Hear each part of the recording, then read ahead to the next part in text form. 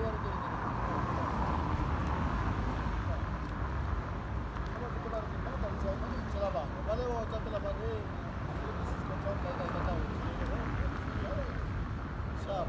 day, everybody. My name is Peña the Nobel laureate, London School of Business Management graduate, and I also study with the University of Johannesburg in the Faculty of Engineering and the Built Environment.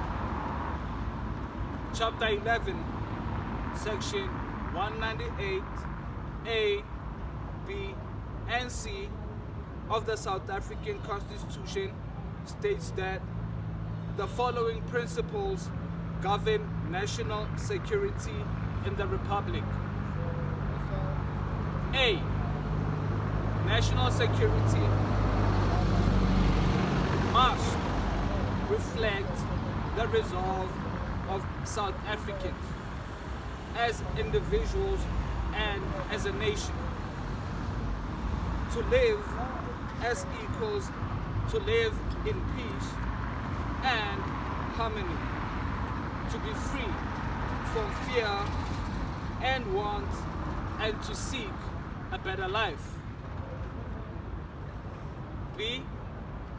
The resolve to live in peace and harmony precludes any South African citizen from participating in armed conflict nationally or internationally, except as provided for in terms of the Constitution or national legislation.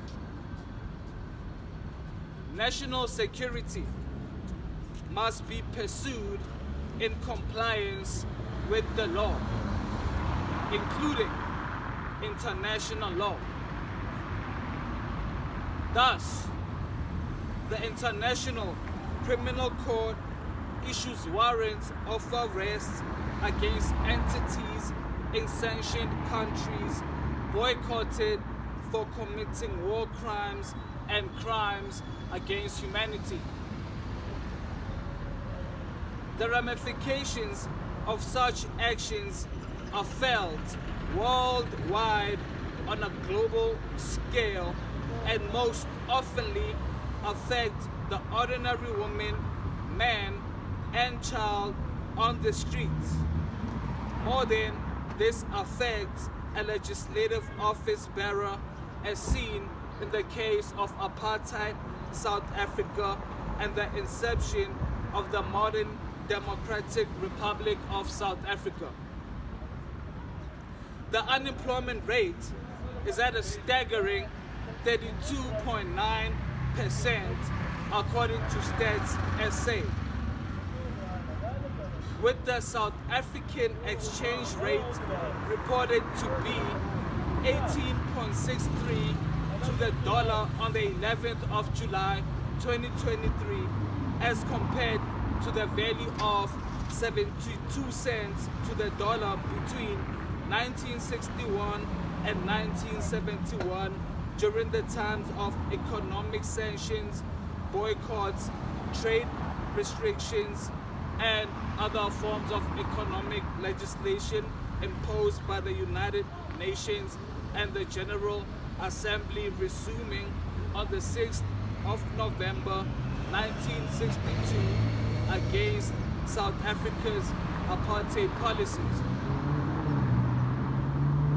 If we round off 18 Rand 63 cents to the dollar to 19 Rand to the dollar, and we further round off 72 cents to the dollar to 1 Rand to the dollar, then subtract the rounded sum of 19 Rand to the dollar minus 1 Rand to the dollar, considering a 1% inflation rate in 1962 and an inflation rate of about 4.05% every year. A total of 18 Rand to the dollar is what economic scientists term as hyperinflation and a rapid loss of currency strength, which leads to nothing but poverty, crime, unemployment, and a high mortality rate, which can easily be attributed to sanctions, boycotts, and trade restrictions that are imposed on apartheid South Africa by the United Nations General Assembly on the 6th of November 1962 until the beginning of 1990 at least. This simply means that the United Nations General Assembly and other global stakeholders are solemnly responsible for the biggest war crime against humanity in Africa by letting South Africans starve to death through economic policies like sanctions, boycotts, and trade restrictions. The then imposed arm embargoes, travel bans, and of course trade restrictions did not only have an impact on the apartheid government of South Africa, but those imposed sanctions, boycotts, trade restrictions also left me, and they also left you, the youth of the modern democratic South Africa, with the current civil crime of slave-like servitude, which is caused by the high number of unemployment and exorbitant tax rates, which are a direct effect of the resolutions imposed by the United Nations Security Council. And of course, these were imposed with all other participatory members of the United Nations and their business groups and their business affiliates to then profit out of things like sanctions, boycotts, travel restrictions, and also trade bans. For example, countries like the Middle East, the West and the Central region of Africa, and Russia are simply being aggressively ordered such economic policies without any ruthless remorse in what seems like organized crime against humanity by powerful member states within the United Nations Security Council and other interested business groups in conjunction with the International Criminal Court. For this reason,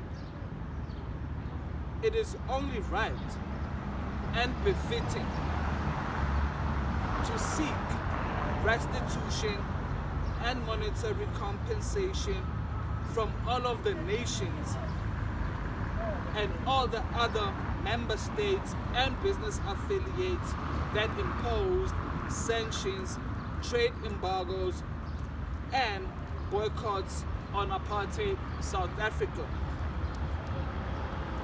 Now, these monetary compensations will not only aid the development of modern South Africa, but they will also remedy the injustices that were caused by the United Nations during apartheid South Africa.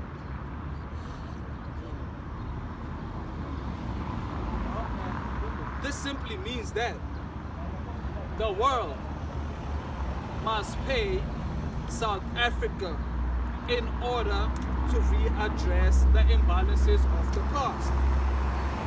This can easily be done by massive economic stimulus packages from all the member states of the United Nations and their business allies. The general sales tax was introduced on 3rd July 1978 at a rate of 4%. And the general sales tax was then 5% on the 1st of September 1982. As the then apartheid government of South Africa tried to increase revenue collection from its reserves, so is the Democratic Republic of South Africa. Sickening to say, very sickening to say, the Democratic Republic of South Africa, sickening to say, is trying to increase revenue collection, which is sickening to say, very sickening to say. They are trying to increase revenue collection by introducing value-added tax at 10%, presuming in 1991, only to increase VAT by a further 4% to 14% in 1993, which is a substantial 10% difference of the initial 4% in general sales tax imposed on the 3rd of July 1978. This is very sickening to say and very disturbing to hear for one's own personal well-being.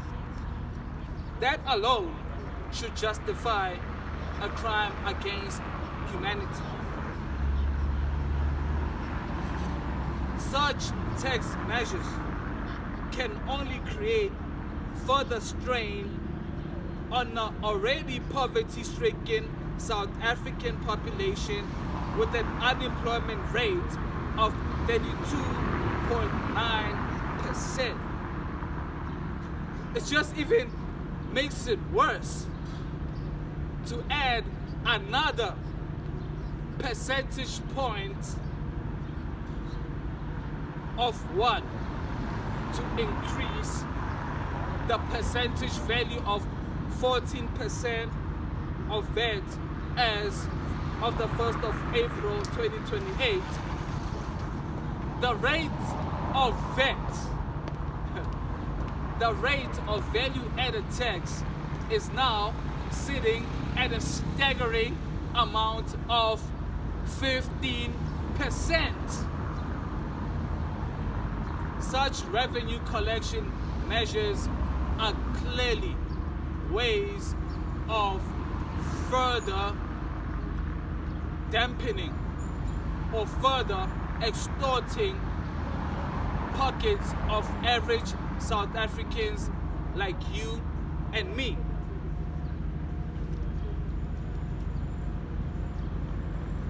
As the South African Reserve and as well as the South African Revenue Services has indicated, we need to use all economic instruments at our disposal in order to create a prosperous nation for all who live in it, both black, white, colored, Indian, and people of all races, religions, and creeds.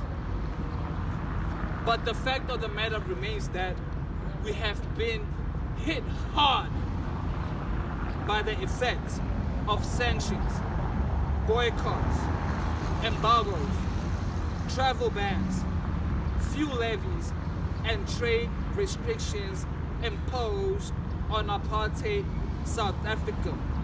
And now, the democratically elected government is seamlessly seeking to remedy the deficit of GDP and income with the tax instrument called value-added tax, which always takes indirectly and most oftenly it takes directly from the pockets of ordinary South Africans. But then again, what is there to take? In fact,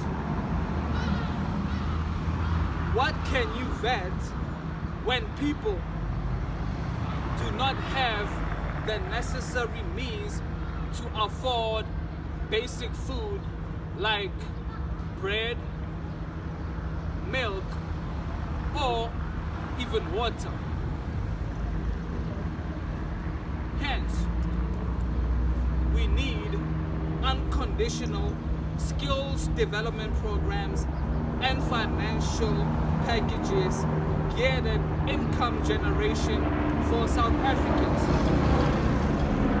We need tax-free trade transactions that will benefit South Africa ahead of all the other countries that engineered to sanction apartheid South Africa.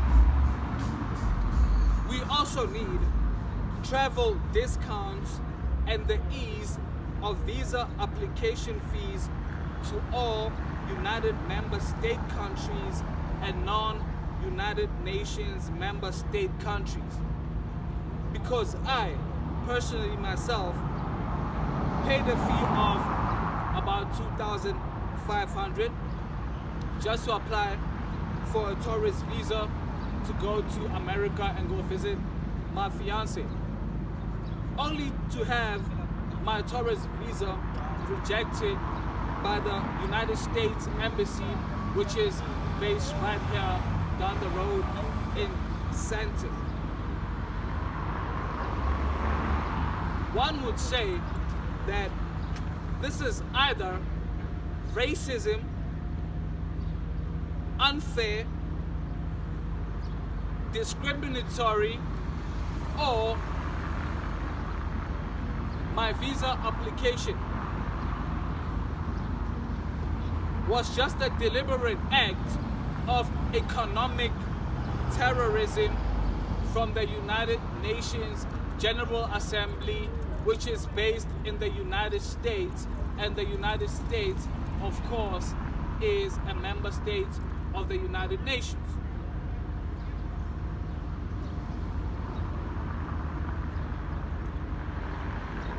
This basically indicates that the United Nations General Assembly would do anything to suppress developing nations further. And also, their key stakeholders would be more than happy to impose sanctions, boycotts, embargoes, travel bans, and trade restrictions quicker than any king can blink, then turn the other way and again turn the other way when a country is doing good in this global society. With all of that being said,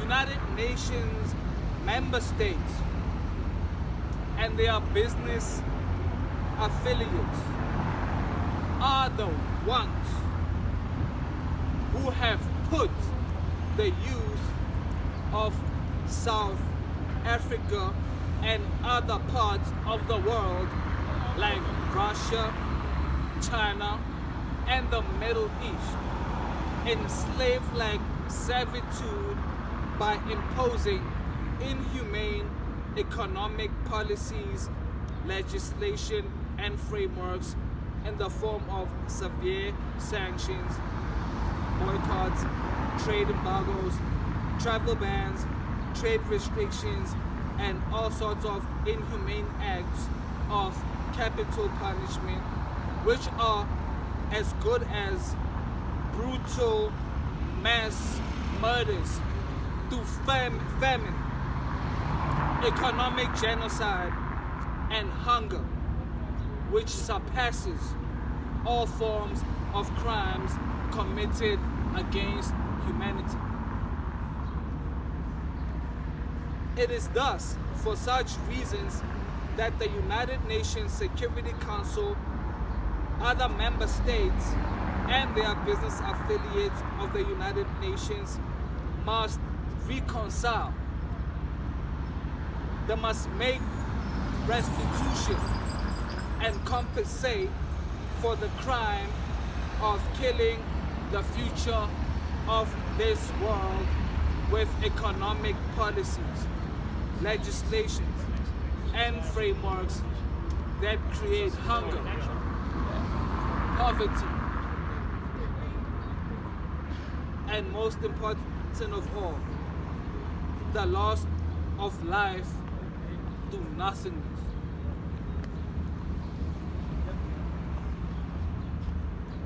The United Nations Security Council and all of their business associates must just please do the right thing once and for all. The United Nations Security Council and all their business associates must pay for crimes committed against humanity by simply setting social programs and compensating previously sanctioned countries monetarily. This is Penya Matsidiso, the Nobel laureate, here in the city of Johannesburg, at the Johannesburg Stock Exchange Center. And I thank you a lot for your time. Peace.